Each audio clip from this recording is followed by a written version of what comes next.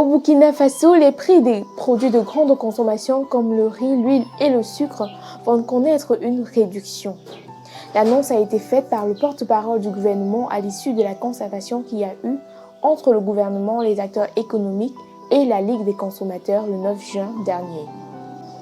Pour ce qui est du prix du pain, il est maintenu à 150 francs alors que le poids est ramené à 160 grammes.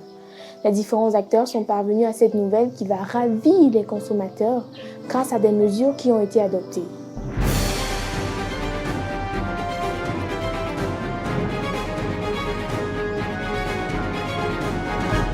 Salut à tous et bienvenue sur Investir Innover en Afrique TV, je suis Coralie Toukan.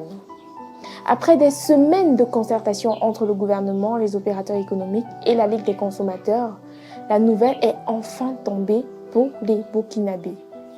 Les prix des produits de grande consommation vont connaître une baisse. Selon le porte-parole du gouvernement burkinabé, cela a été rendu possible grâce aux mesures adoptées par les différentes parties prenantes aux concertations. Si l'on s'en tient à ces explications, il s'agit de maintenir une baisse de la valeur en douane, induisant une baisse des droits de douane.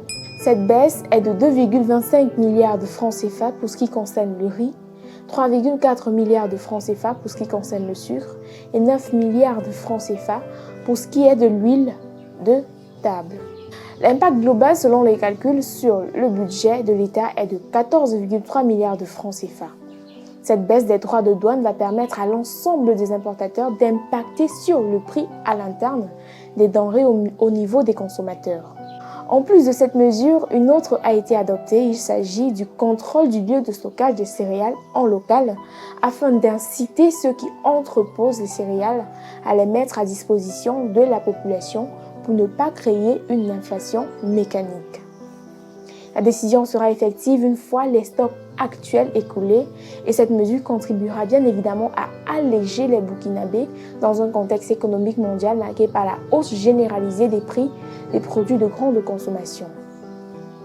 De manière spécifique, un citoyen burkinabé pourrait effectuer des épargnes grâce à la subvention que vient d'annoncer l'État burkinabé.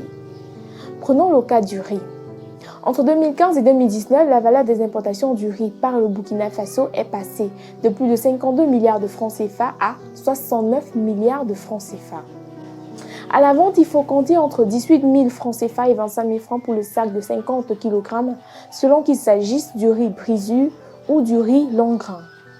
S'il veut manger du riz long grain, un Burkinabé doit avoir pour 500 francs le kilogramme s'il s'agit du sac de 25 000 francs.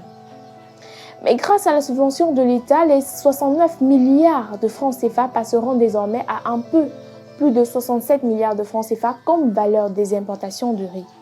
Cela équivaudrait donc à une baisse de 3,4% et le sac de 50 kg de riz long grain connaîtra donc une baisse de 850 francs, soit 24 150 francs contre 25 000 francs avant la subvention.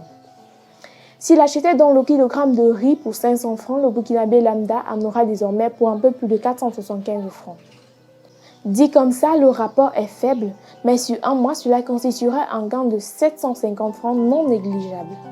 Et si d'ailleurs vous trouvez qu'une réduction de 25 francs est insignifiante, pensez au tapage causé par l'augmentation du prix du pain, passé de 125 francs à 150 francs la baguette fabriquée par les boulangeries artisanales du quartier. Bien sûr, tout n'est pas que rose à l'entente de cette information car avec une économie à faible revenu et aux ressources naturelles limitées et dont plus de 40% de sa population est en dessous du seuil de la pauvreté, cette annonce est une sorte de coup pour la dite économie. Avec un budget annuel de 2 349,1 milliards de francs CFA, les plus de 14 milliards de financement pour la réduction des prix des produits de grande consommation est une sorte de coup de frein pour cette économie déjà stagnante. Cela créera une stagflation qui est l'état d'une économie dont la croissance est très faible, accompagnée d'une inflation. Toutefois, le président de la Ligue des consommateurs se réjouit du compromis issu des échanges et appelle aussi les différents acteurs au respect des engagements. Il déclare à cet effet qu'il ne s'agira pas d'accorder des faveurs à des importateurs pour que le consommateur final n'en profite pas. Pour éviter que cela ne se produise, il a insisté sur le fait que les détaillants emboîtent la même trompe de sacrifice et de solidarité que l'a fait l'État. C'est la fin de cette autre vidéo. Je vous remercie de l'avoir suivi. Bien sûr, n'hésitez pas à vous abonner, à liker et à partager.